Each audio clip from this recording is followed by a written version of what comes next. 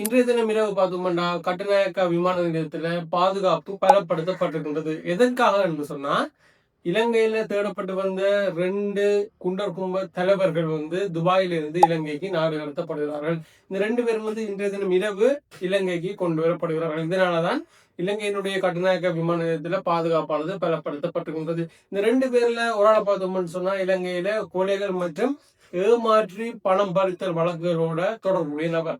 இன்னொரு ஆளை பார்த்தோம்னு சொன்னா, அவரும் பொருள பகுதியில சுட்டு காயப்படுத்திய ஒரு சம்பவத்தோடு தொடர்புடைய வழக்கில தேடப்பட்டு வருகின்ற நபர். இந்த 2 பேரும் தான் இன்றைய தினம் பார்த்தோம்னு சொன்னா, இன்றைய தினம் இரவு துபாயிலிருந்து இலங்கைக்கு நாடு கடத்தப்படுகிறார்கள்.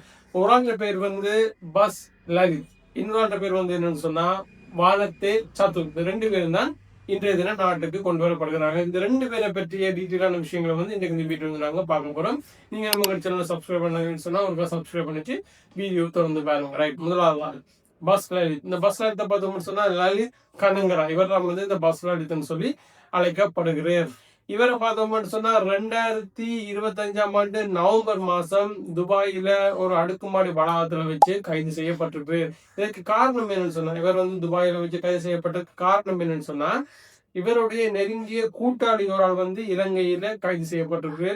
அவரிடமிருந்து விசாரிக்கப்பட்ட பொழுது அவர் சொன்ன தகவல்களின் அடிப்படையில தான் இவர் துபாயில நவம்பர் மாசம் 2025ஆம் ஆண்டு கைது செய்யப்பட்டிருக்கிறார். 24 வயதான இந்த பஸ் லலித்தை துபாயில கைது செய்த போது ஒரு முக்கியமான விஷயம் இவர் செஞ்சிருக்கிறார். என்ன விஷயம்னு சொன்னா, இவர் துபாய் நீதிமன்றத்துல ஒரு வழக்கொண்டை தொடுத்திருக்கிறார். எதற்காக இந்த வழக்கு தொடுத்திருக்கிறேன்னு சொன்னா, அந்த வழக்கை தொடுத்து இவரை இலங்கைக்கு நாடு கடத்துற முயற்சியினை தடுத்து நிறுத்துற மூலமா அந்த வழக்கை தொடுத்திருக்கு. ஆனா துபாய் நீதிமன்றம் என்ன செஞ்சாங்கன்னு சொன்னா, அந்த வழக்குக்கு தீர்ப்பை வழங்கி இவரை நாடு கடத்திருக்காங்க, அதாவது இலங்கைக்கு அனுப்பியிருக்காங்க.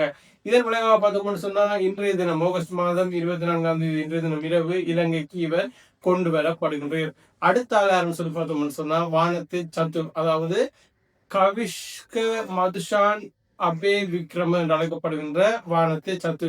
இவரை பார்த்தோம்னு சொன்னா கஞ்சிப்பாண்டி இம்ரானுடைய நெருங்கிய கூட்டாளியாக கருதப்படுகின்ற ஒரு நபர் தான் இவர். ஆகஸ்ட் மாதம் 20ஆம் தேதி 2026ஆம் ஆண்டு ஐக்கிய அரபு அமீரகத்தில் வைத்து இவர் கைது செய்யப்பட்டிருக்கிறார். தற்பொழுது பார்த்தோம்னு சொன்னா தடுப்பு காவலில் உள்ள பானந்துர, சலிந்து மற்றும் தருண் ஆகியோர் கொடுத்த தகவலின் அடிப்படையில தான் இவர் அங்க கைது செய்யப்பட்டிருக்கிறார். இந்த நபரை பார்த்தோம்னு சொன்னா பொருள பகுதியில மையமாக செயற்பட்ட ஒழுங்கமைக்கப்பட்ட குற்றம் மற்றும் போதைப்பொருள் கடத்தலில் ஈடுபட்டவர். கொழும்பு மற்றும் புறநகர் பகுதியில் நடந்த பல மோதல்கள், சுடும் சம்பவங்கள், அதாவது துப்பாக்கிகளால நபர்களை சுடுகின்ற சம்பவங்களுடன் தொடர்புடைய நபர்னு சொல்லி போலீசார் இவரை சந்தேகிக்கிறார்கள். முக்கியமான விஷயம் என்னன்னு சொன்னா, ஜூலை மாதம் 23 அன்று தெமட்டகோட குப்பியவத்த பகுதியில தினேஷ் வேரண பண்டார் என்பவர் சுடப்பட்டு படுகாயமடைந்த சம்பவமானது வானத்தை சத்துவின் கும்பலால் திட்டமிடப்பட்டதாக போலீசார் சந்தேகிக்கிறார்கள்.